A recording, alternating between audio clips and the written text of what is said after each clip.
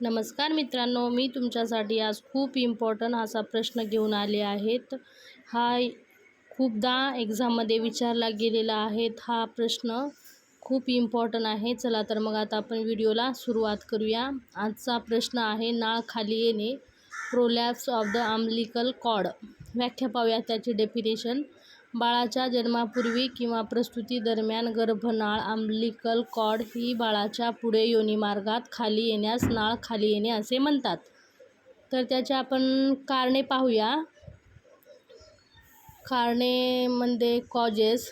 Number 1, बाळाची चुकीची स्थिती म्हणजे माल प्रेझेंटेशन, अकाली पाणी फुटणे, जास्त ॲम्नियोटिक फ्लूइड, जुळी गर्भधारणा, अकाली प्रसूती, लहान बाळ प्रीमॅच्युअर बेबी, डोकं पेल्विस नीट न बसणे. त्याची आता लक्षणे पाहूया. साईन आणि सिम्पटम्स. योनी मार्गातून नाळ दिसणे, पाणी फुटल्यानंतर नाळ बाहेर येणे, फिटल डिस्ट्रेस, बाळाच्या हृदयाचे ठोके कमी होणे, आईला योनी मार्गात काहीतरी आहे असे जाणवणे. अशा प्रकारे त्याची लक्षणे आहेत. तर तुम्हाला जर व्हिडिओ आवडत असेल तर व्हिडिओला लाईक करा, शेअर करा, कमेंट करा. तुम्हाला अजून कोणते टॉपिक पाहिजे कमेंट करा. त्याच्यामध्ये आता आपण तपासण्या पाहूया. इन्व्हेस्टिगेशन, वजायनल एक्झामिनेशन करतात. त्याच्यामध्ये फिटल हार्ट रेट मॉनिटरिंग करतात, अल्ट्रासाऊंड पण करतात. चौथा नंबर आहे मॅटर्नल व्हायटल साईन तपासणे, म्हणजे BP, पल्स, रेस्पायरेटरी रेट हे सगळं त्याच्यामध्ये चेक करतात. ह्या 4 तपासण्या यामध्ये खूप महत्त्वाच्या असतात. ह्या 4 तपासण्या नाळ खाली येणे ह्याच्यामध्ये करतात. तर आता आपण पुढे पाहूया. पुढे त्याच्यावर आपण ट्रीटमेंट काय काय करू शकतो हे पाहूया. तर त्याच्यावर आपण ट्रीटमेंट, आईला तात्काळ हॉस्पिटलमध्ये दाखल करणे, ऑक्सिजन देणे, एमर्जन्सी सिझेरियन सेक्शन म्हणजे सी सेक्शन करणे आणि नाळेवर दबाव कमी करणे. अशा प्रकारे आपण त्याच्यावर उपचार करू शकतो. आईला सपोर्ट म्हणजे चांगल्या प्रकारे समजून सांगून त्यांची काळजी कशी घ्यायची हे समजून सांगणे. अजून IV फ्लूइड देणे, फिटल मॉनिटरिंग करणे. अशा प्रकारे आपण त्याला उपचार करू शकतो. आईला मानसिक आधार देणे, ऑक्सिजन देणे, एमर्जन्सी सिझेरियन सेक्शन करणे, नाळेवर दबाव कमी करणे, IV फ्लूइड देणे, फिटल मॉनिटरिंग करणे. अशा प्रकारे त्याचे उपचार आपण, तुम्हाला जर अजून माहीत असेल तर तुम्ही अजून त्याच्यामध्ये उपचारमध्ये ॲड करू शकता. याच्यामध्ये नर्सिंग मॅनेजमेंट खूप इम्पॉर्टंट आहे. तर आपण याच्यामध्ये नर्सिंग मॅनेजमेंट काय काय करणार ते आपण पाहणार आहोत. तर नर्सिंग मॅनेजमेंटसाठी पेशंटला सगळ्यात पहिले तर त्यांना आराम प्रदान करणे. आराम प्रदान नंतर केल्यानंतर सगळ्यात मोस्ट इम्पॉर्टंट आईची स्थिती बदलणे, म्हणजेच नी चेस्ट पोझिशन किंवा टेंडलबर्ग पोझिशन देणे.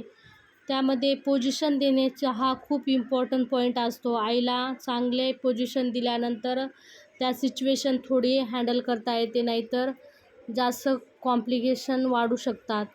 त्याच्यामुळे फिटल हार्ट साऊंड तपासणे, बाळाचे ठोके सतत तपासणे, ऑक्सिजन देणे, आईला ऑक्सिजन सपोर्ट देणे, स्टरलाइट टेक्निक ठेवणे, म्हणजेच निर्जंतुकता जास्तीत जास्त पाळून डिलेवरी करणे, इन्फेक्शन टाळण्यासाठी स्वच्छता राखणे, इमोशनल सपोर्ट देणे त्यांना, आई व कुटुंबाला धीर देणे. नंबर 6, डॉक्टरला तात्काळ माहिती देणे, एमर्जन्सी मॅनेजमेंटसाठी तयारी ठेवणे, ऑपरेशनसाठी तयारी, सिझेरियन सेक्शनसाठी आवश्यक साहित्य तयार ठेवणे. त्याच्यामध्ये आपल्याला निष्कर्ष काय भेटू शकतील मित्रांनो? नाळ खाली येणे हे प्रसूतीतील गंभीर एमर्जन्सी आहे. योग्य वेळी निदान व उपचार केल्यास आई व बाळाचे प्राण वाचवता येतात. मित्रांनो, व्हिडिओ जर आवडत असेल तुम्हाला तर व्हिडिओला लाईक करा, शेअर करा, कमेंट करा. असेच नवीन नवीन टॉपिक मी तुमच्यासाठी घेऊन येत आहे. तुमची एक लाईक मला प्रोत्साहन देते चांगल्या व्हिडिओ बनवण्यासाठी. चला तर मग तुम्हाला नेक्स्ट कोणता टॉपिक आवडेल हे कमेंट करा. चला भेटूया मग आपण आता नेक्स्ट व्हिडिओमध्ये. अजून आपण सगळ्यात प्रथम त्याची आता एकदा पाहून घेऊया आपण काय काय पाहिलं ते. तर याच्यामध्ये नर्सिंग मॅनेजमेंट पाहिली आपण, त्याच्यामध्ये उपचार पाहिले, तपासण्या पाहिले, लक्षणे पाहिले आणि कारणे पण पाहिले. तर त्याची व्याख्या सगळ्यात पहिले 2 मार्कासाठी व्याख्या असते. तर व्याख्या लिहायचं. बाळाच्या जन्मापूर्वी किंवा प्रसूती दरम्यान गर्भनाळ ही बाळाच्या पुढे योनी मार्गात खाली येण्यास नाळ येणे असे म्हणतात. त्याचे कारणे पाहूया. बाळाची चुकीची स्थिती, अकाली पाणी फुटणे, जास्त ऑमॅटिक फ्लूइड, जुडी गर्भधारणा अशा प्रकारे कारणे आहेत. त्याच्या लक्षणे आहेत. योनी मार्गातून नाळ दिसणे, पाणी फुटल्यानंतर नाळ बाहेर येणे, फिटल डिस्ट्रेस, बाळाच्या हृदयाचे ठोके कमी होणे, आईला योनी मार्गात काहीतरी जाणवणे. त्याच्यामध्ये तपासण्या खूप इम्पॉर्टंट आहेत. तपासण्या पाहिल्या आपण. त्याच्यावर उपचार काय काय करायचं हे पाहिलं. आईला ऑक्सिजन देणे, हॉस्पिटलमध्ये दाखल करणे, नाळेवर दबाव कमी करणे, IV फ्लूइड देणे, फिटल मॉनिटरिंग करणे. नर्सिंग मॅनेजमेंट हा खूप इम्पॉर्टंट प्रश्न येतो आपल्यासाठी.